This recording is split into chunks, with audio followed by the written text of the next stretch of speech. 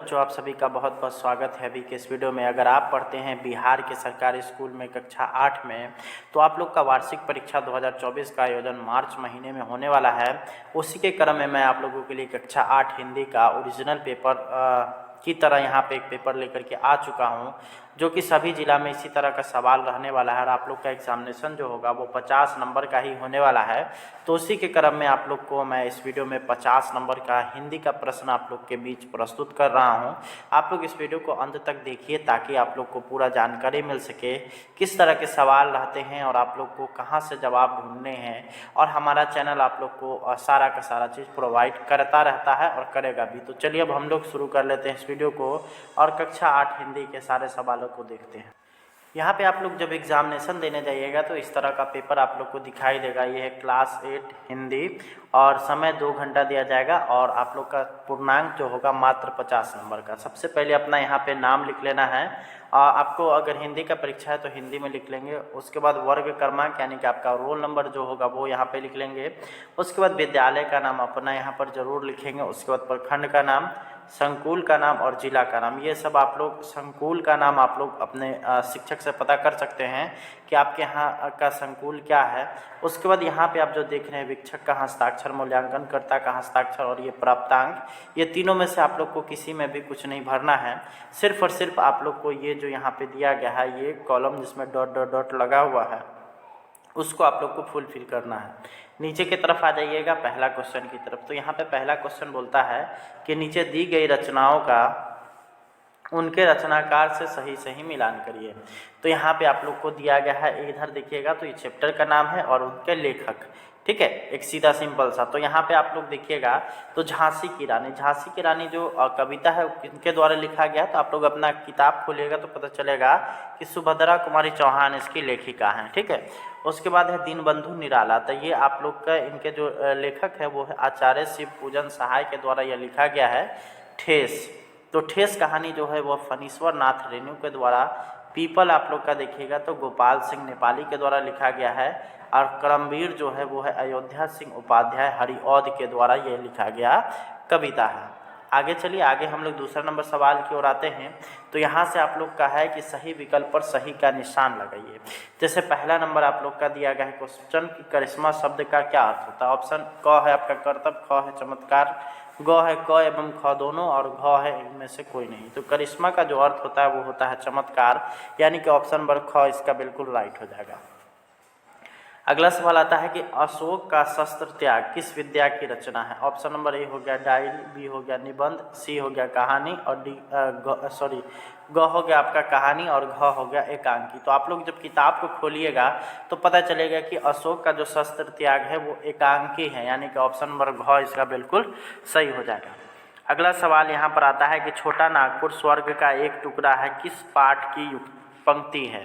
तो आप लोगों ने जो पढ़ा होगा उसमें आप लोग को जो ऑप्शन दिया गया है, हुंडरू का जलप्रपात है, ईदगाह है, जननायक कर्पूरी ठाकुर है और दीदी की डायरी। तो यहाँ पे आप लोग को बता दें कि छोटा नागपुर स्वर्ग का एक टुकड़ा है, यह कहाँ से लिया गया। तो छोटा नागपुर का जो जिक्र है वो हुंडरू का जलप्रपात, आप लोगों ने अगर पाठ पढ़ा होगा तो उसमें यहाँ पे लिया गया है। तो ऑप्शन नंबर क इसका बिल्कुल सही हो जाएगा। अगला यहाँ पर सवाल आता है कि तत्पुरुष समास उस समास को कहते हैं जिसका। ऑप्शन नंबर क है पूर्व पद संख्यावाचक हो, ऑप्शन नंबर ख है दोनों पद प्रधान हो, ग है आप लोग का अंतिम पद प्रधान हो और घ है इनमें से कोई नहीं। तो तत्पुरुष समास जो होता है उसका अंतिम पद प्रधान होता है, यानी कि ऑप्शन नंबर ग बिल्कुल राइट हो जाएगा।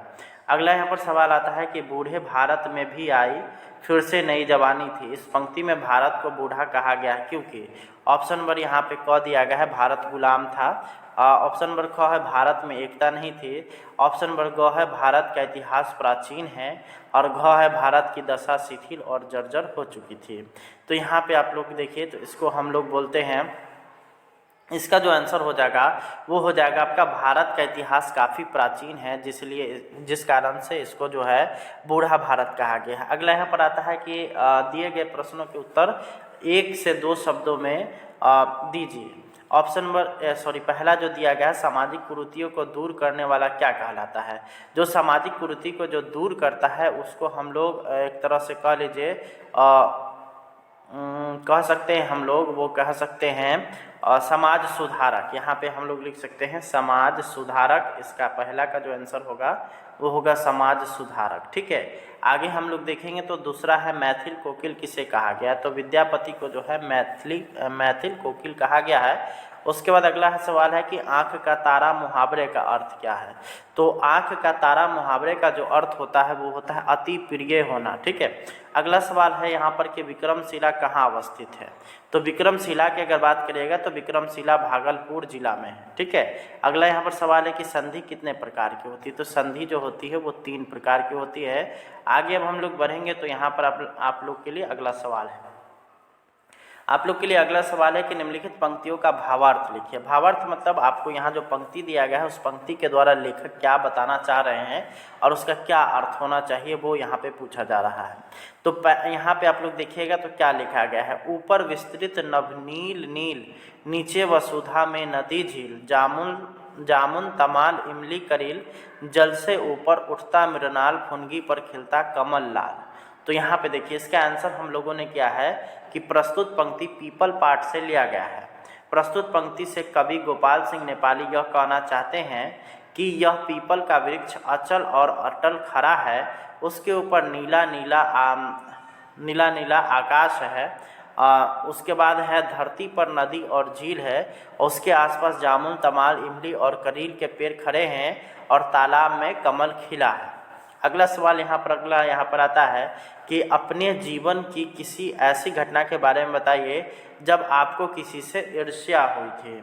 तो यहाँ पे पूछ रहा है, ये अपने हिसाब से इसका आंसर दे सकते हैं। यहाँ पे हमने क्या किया है, अपना आंसर दिया है कि मुझे अपने जीवन में एक बार ईर्ष्या तब हुई थी जब मेरे दोस्त के परीक्षा में अधिक अंक आए थे परंतु मुझे कम अंक आ गया था, तब मैंने उससे ईर्ष्या की थी। आप लोग का यहाँ पे आंसर इसमें चेंज हो सकता है, आप अपने हिसाब से इसको सटीक कर लीजिएगा। अगला यहाँ पर आता है कि निम्नलिखित प्रश्नों के उत्तर दीजिए। पहला है यहाँ पर है कि खेमा कसारे के होटल पर काम क्यों करता था, तो इसका जो आंसर हो जाएगा यहाँ पर है कि खेमा एक ऐसा लड़का था जिसके पिता ने कुछ पैसे के लिए अपने बेटे को कसारा के हाथों बेच दिया था, और उसके बाद है कि ताकि बाकी परिवार के सदस्य का भरण पोषण कर सके, जिस कारण से कसारा खेमा को अपने होटल में काम करने के लिए रखता था, इसीलिए खेमा कसारा के होटल पर काम करता था। दूसरा यहाँ पर आप लोग का है कि आप अपने गांव के बारे में लगभग 50 शब्दों में लिखिए। तो यहाँ पे आप लोग देख सकते हैं कि मेरे गांव का नाम, अपने यहाँ पे गांव का नाम यहाँ पे भर लीजिएगा। मेरे गांव में पक्की सड़क और कच्ची सड़क दोनों हैं। आमतौर पर हर एक गांव में पक्की सड़क और कच्ची सड़क आप लोग को आसानी से देखने को मिल जाता है, और तरह तरह के पेड़ पौधे बाग बगीचे हैं। मेरे गांव में यहाँ पे स्कूल, कितना स्कूल है, एक स्कूल, किसी गांव में 2 भी होता है, किसी में 3 होता है, किसी में नहीं भी होता है। तो यहाँ पे अपने हिसाब से भर लीजिएगा। और यहाँ पर बच्चे बूढ़े जवान सभी प्रेम से रहते हैं। तो यहाँ पे आप लोगों के लिए यह पूरा का पूरा 8वां क्लास का हिंदी का यह पूरा पेपर समाप्त होता है। उम्मीद करते हैं कि आपको वीडियो पसंद आया होगा। इस वीडियो को शेयर करिए ताकि अन्य लोगों को जानकारी मिले, और आप लोग चैनल को जरूर सब्सक्राइब कर लीजिए ताकि जो है आने वाले समय में एग्जामिनेशन से पहले आप लोग को सारे जिला का ओरिजिनल पेपर मिल जाए। धन्यवाद, थैंक्स फॉर वॉचिंग।